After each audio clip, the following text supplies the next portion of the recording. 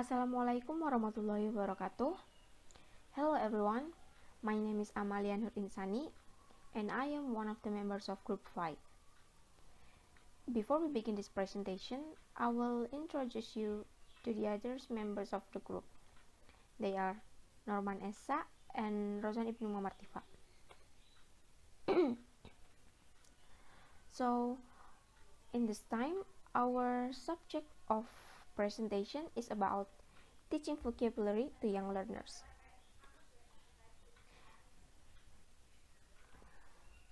I will begin this presentation with this slide. So, what is vocabulary? Vocabulary is the collection of words that an individual knows. When learning a foreign language, vocabulary in that language is one of the most important micro skills to develop, because without understanding a lot of vocabulary, it will be very difficult to explain the meaning of the conversation when talking to foreigners in a different language, of course. Next, background to the teaching of vocabulary. There are 3 backgrounds, and the first background is cognitive skills. Cognitive skills is the construct of thought process, including remembering, problem solving, and decision making. According to McCann and Peck in 2003, that it is important to use both formal and informal vocabulary instruction that engages students' cognitive skills and give opportunities for the learners to actually use the words. There are a lot of vocabulary words in English that have many different meanings. As an example, in the use of the words check and verify, the 2 words have the same meaning, but in different contexts. Check is used for informal situation and verify can be used for formal situation. Students need to know about formal and informal vocabulary instruction in order to understand its placement, so that in this case, teaching of vocabulary can also improve students' cognitive skills. And the next background is high frequency. In here, teachers should facilitate vocabulary learning by teaching useful words and teaching strategies. For example, children will easily memorize various types of vocabulary by giving examples of vocabulary by picture illustration. I mean, not only just using words. In addition, teacher must also make learning interesting for students. This can be done by providing illustration or pictures that relate to students' preference. Another example, students who have a hobby of cooking will be very interested in learning vocabulary that relate to cooking, or more specifically, learning vocabulary from the tools in the kitchen. And the last background is total physical response. The vocabulary should be integrated into teaching the 4 skills. They are listening, speaking, reading, and writing. In teaching vocabulary to learners, it will be more effective if the teaching is combined with teaching the 4 skills, so that there is an overall physical response. Activities that can be done are introducing examples of objects accompanied by the names of this object in writing or orally. Then students read or repeat say the name of the object. In this case, students not only get a new vocabulary but also improve their reading, listening, and speaking skills. Other activities that can support vocabulary and writing skills can be done by making a word walls. This is the examples of word walls that can support vocabulary and writing skills of students. And the next material will be delivered by ROZAN IBNU MUAMMAR TIFA. Hello, my name is ROZAN IBNU, and I will explain you about principle for teaching vocabulary. Much vocabulary is learned without formal teaching, right? We can words from conversation, observation, television or media, and reading. However, research show that explicitly teaching vocabulary can measurably improve reading comprehension if we teach the right words well enough. Here are 7 key principles to effective vocabulary instruction. The first is emphasize both direct and indirect teaching. Direct instruction refers to teaching the words and their meaning. Indirect instruction refers to helping children learn strategy so they can figure it out the meaning. Jadi direct instruction mengacu pada pengajaran kata-kata dan artinya ya. Direct instruction. Ya. Contohnya, the example is direct instruction will be pre-teaching vocabulary items student will encounter in reading selection. Sedangkan indirect instruction mengacu pada membantu anak-anak mempelajari strategi sehingga mereka dapat memahami artinya. For example, teaching the prefix uni, be, and three to students and then having them point to picture of a bicycle, unicycle, and tricycle. And then the second principle is teach vocabulary words before a new activity. When vocabulary words are taught before a new activity, students benefit in 2 ways. They will understand the activity and acquire the target vocabulary. Nah, ketika kosakata diajarkan sebelum aktivitas baru, siswa mendapatkan keuntungan dalam berbagai cara. Mereka akan memahami aktivitas dan memperoleh kosakata target. Prinsip ini berlaku untuk cerita, lagu, dan banyak aktivitas ya kayak bahasa lainnya lah, aktivitas bahasa lainnya. Dan yang ketiga, the third is present, teach how to use context clue appropriately. Student can benefit from learning how to use context clues and guessing the meaning from the context. Jadi siswa dapat memperoleh manfaat dari belajar bagaimana menggunakan petunjuk konteks dan menebak makna dari konteks tersebut. Strategi ini adalah strategi yang dapat digunakan pelajar ketika mereka menemukan kata-kata asing. The learning such as how to use context clue. Students also need to be taught that context clue not always help readers to understand the meaning of unfamiliar words.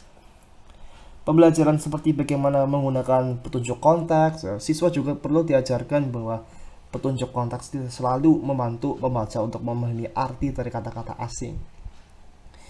Children need to be taught that there are times, especially when reading, when they will not be able to figure it out the meaning from the context clues. Anak-anak perlu diajari bahwa ada saat-saat ya, terutama saat membaca, ketika mereka tidak dapat memahami makna dari petunjuk konteks itu ya. And the fourth is present multiple exposure to new vocabulary items. Young students make educational gains when they are exposed to vocabulary in a rich context. In other words, you shouldn't expect that vocabulary word taught on Monday will be remembered on Wednesday. As part of your repertoire, remember that a new word should reappear many times and in different situations for the next several weeks of instruction.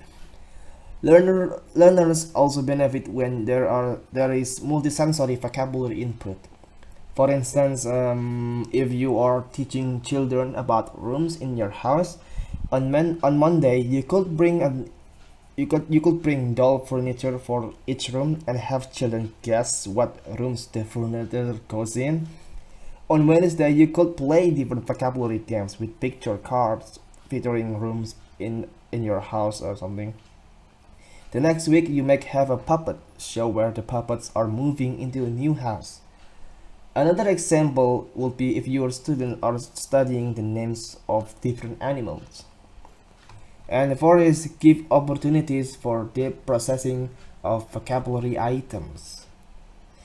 Deep processing means working with information at a high cognitive or personal level. Berarti bekerja dengan informasi pada tingkat kognitif atau pribadi yang tinggi. The processing make it more likely that information will be remembered. Part of the part of the processing is having students establish connection between new words and their prior knowledge. Jadi kalau hanya menghafal daftar kata dan artinya, itu tidak cukup bagi siswa untuk mengintegrasikan kosakata ke dalam kosakata pribadi mereka. The processing is a very important component of vocabulary acquisition and development. It is also closely related to reading and reading comprehension and to overall language development. The processing refers to using words in contexts which are especially meaningful to the learner. This can involve grouping words according to different characteristics or attributes. It can also involve relating to words to your learner's own life. Personalizing vocabulary lesson will greatly help student the processing. Misalnya, ya, jika Anda mengajarkan pelajaran pada ruangan-ruangan di rumah, ya, Anda mungkin ingin mengakhiri pelajaran dengan meminta siswa ya membicarakan atau menulis kalimat tentang ruang-ruangan di rumah mereka. Ya. Menceritakan setelah pelajaran berakhir, mereka menceritakan rumah mereka, menceritakan apa aja yang ada di dalam kamar mereka, gitu. Contohnya itu. And 6 is teach students to use dictionaries. Dictionaries are used. Young learners can benefit from using dictionaries. Very young children under the age of 6 can use a picture dictionary where words are grouped into different categories. Children who are at the beginning stages of language and literacy development can also use picture dictionaries as a tool to help them increase both their vocabulary knowledge and their use of context clue. For example, if children are learning about apple, they can be guided to a picture dictionary page topically arranged to include fruit. They will discover the apple as a fruit categories. And 7 is have students keep vocabulary notebooks. Vocabulary notebooks provide students with opportunities to develop a variety of vocabulary acquisition strategy and also help students have more control over their learning. Children who are in the beginning stages of language and literacy development can create their own picture dictionary, while older learners can make more sophisticated notebooks and dictionaries. Young learner can be given old address books written with Latin letters or Spanish letter that are already perforated with tabs for most of the English language letters. Children can easily record new words that they are learning. For example, like this, the learner doing the lesson that could add the word dove in their vocabulary notebook. This is the strategy that learners should be encouraged to do on their own.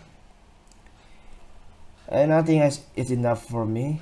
And the next slide will be presented by Norman Esa. Okay, I'm Esa. I would like to present about classroom techniques and activities. Many different approaches and activities can be used to help children develop their vocabularies. The important thing is choosing meaningful vocabulary items for children. The first is connecting vocabulary to young learners' life through personalization. Ask children questions that will help them to relate new words to their own lives. This will help them to remember the words and hopefully will help them to use the words in their own speech and writing. Questions used to improve vocabulary development should be carefully phrased to help learners develop their cognitive skills. For examples, the word happy. So the question is, what makes you feel happy? Or the word hungry. The question is, when you are hungry, what do you want to eat? These questions are designed for learners to really think about the words. Whenever possible, the question should allow learners to relate the words to their own lives. Also, to encourage cognitive skills, point out that This is a good strategy for remembering new words. The questions should also help learners develop high-order thinking skills by having them analyze information in order to answer the questions. The second is word for the day. Select a specific word you will focus on each day. You can pre-select the word, or you can have your learners decide what word will be featured. For example, if children are studying jungle animals, they could learn a different species each day, or you could ask each child to bring a new word relating to the jungle on their special vocabulary day. Then, when you take the attendance, instead of having children say, "Here," they can say the word of the day. Also, when children are waiting for the bell to ring, you can ask one or two of them to use the word of the day in a sentence. The third is categories. Have each learner create a set of picture cards or word cards with different vocabulary items on them. Have them put one vocabulary item on each card. As they are working on their sets of cards, walk around and discuss the different words. You can then ask your students to sort the words into 2 or 5 different categories of their own choosing. Then have them explain how they put the categories together. For the example of the category is the word which related to water, like harbor, water, ocean, ship, and others. The fourth is scavenger hunt. Give children a course book and they give them a word to find in the book, such as apple. Young learners have to use cognitive skills to determine which unit the word would be found in. This helps learners classify words according to different categories. For children who don't have literacy skill, you can simply show them a picture of the target word. For other learners, you can write the target word on the board. Have children tell you the path they took to find the word. Note that the word should be listed on several different pages. At the end of the lesson, a volunteer should write all of the page numbers on the board. The fifth is what's missing. Place 12 till 20 picture cards or word cards on a table or the floor. Have your students look at the cards for a minute. Then have them close their eyes. Remove one card. Ask the group or an individual learner to tell you which card was removed. To make the game more challenging and interesting, have children describe the picture or word card that was removed. By describing what has been removed, your learners use more advanced, higher order thinking skills. The sixth is mystery words. Read or say a sentence aloud and leave out a word. Have your children guess the mystery word, the word that has disappeared. For example, you might say, "I like to put blah blah blah and mustard on my hot dog." If children come up with a word other than what you had in mind, you can tell them that it was a good guess, but not what you were thinking. For example, if you say, "I wear a blah blah blah on my head," and a learner says cap, you could say that you were thinking of another word, but that cap also works. Children giving creative answers often leads to interesting discussions and discoveries. Children may be given different mystery words and asked to come up with their own sentences or their classmates to guess. The seventh is concentration. Play concentration with new vocabulary words. Concentration games can be made using picture and/or word cards. There should be 2 sets of cards. On one set, the vocabulary words should be printed or illustrated with pictures. On the other set, there should be matching pictures, definitions, the printed word, or the word used in a context-rich sentence. When playing concentration, the cards are placed face down on a table. The first learner turns over 2 cards and identifies them aloud. If they match, the learner keeps the cards. If don't match, the words are placed back on the table face down in the same place from which they were taken. The next person then turns over 2 cards. The players take turns until there are no more cards on the table.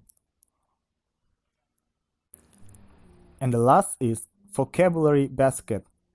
Give each learner a card which contains a word. Have your students sit with their chairs in a circle while holding their card so that the rest of the class can see it. You should stand in the middle of the circle, holding a card also. Call 2 cards such as apple and orange. The 2 children holding the cards with apple and orange on them race to change seats. However, one is left standing because you sit in one of the empty chairs.